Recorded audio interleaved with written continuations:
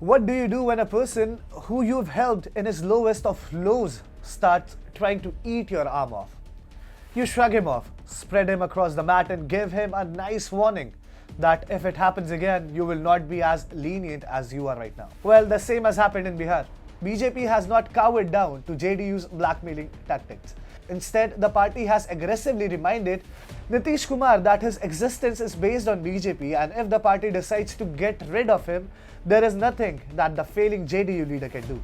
Hi and welcome to TFI English, the national socio-political analysis arm of the TFI Media Group.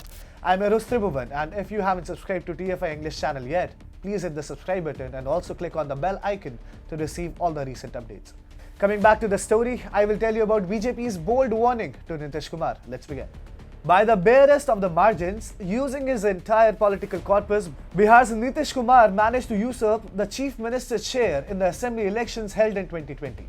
Before the elections, the talk of the town was that Nitish will not be getting another crack at the top post. However, the old guard managed to cling on and somehow preserved.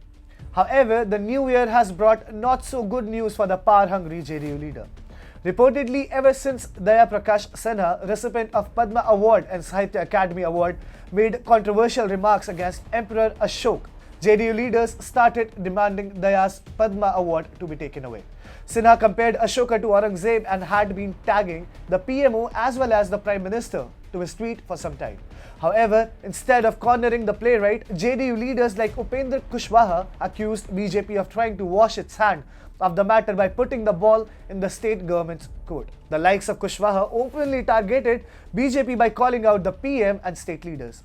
However, noting the Twitter warfare and blackmailing tactics of the JDU leader, Dr. Sanjay Jaiswal, BJP's state unit leader, took to Facebook to post a long, scathing note that put the JDU in its place.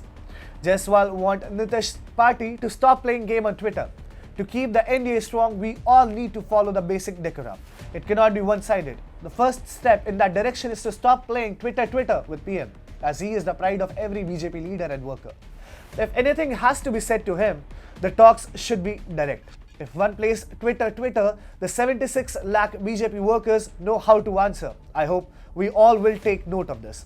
He said the Bihar government should first act on his FIR against Sinha, get him arrested, and ensure punishment through speedy trial. Once Sinha is pronounced guilty, a delegation of the Bihar government may meet President Ramnath Kovind with the request that the Padma Shri awarded to the convicted person be withdrawn.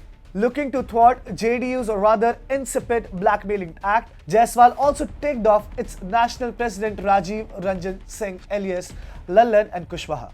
Without mentioning either by name, he said, one of you has been a minister at the center and the other in the state. Asking the Prime Minister to withdraw Padma Shri given by the President is nothing but bakwas. After pulling no punches, Jaiswal twisted the knife by pointing out towards the resurgence of the RJD.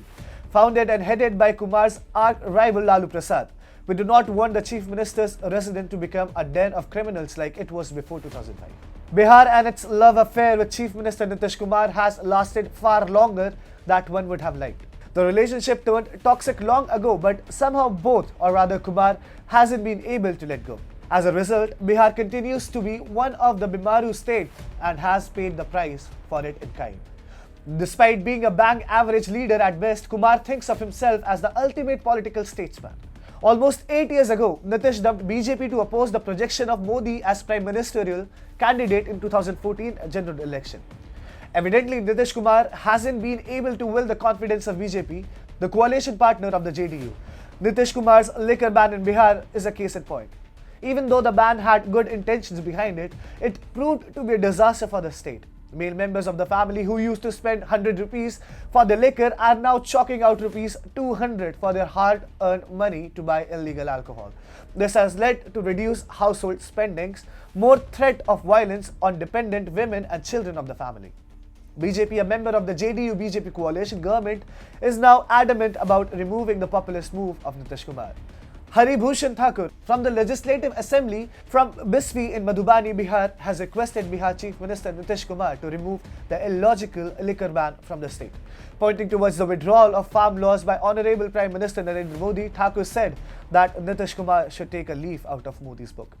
Kumar, who has unfulfilled prime ministerial ambitions like other regional satraps, still harbors hope to get the chair one day, even though his party is weakening even in Bihar. However, Nitish's ambition have been dealt another blow through BJP's stern reminder that he is merely running the government based on the goodwill of the Saffron party. Through the cleverly crafted rejoinder, BJP has warned Nitish that CM rug can be pulled away any moment, making his posturing and blackmailing tactics amount to naught. This is Tribhuvan signing off until the next one.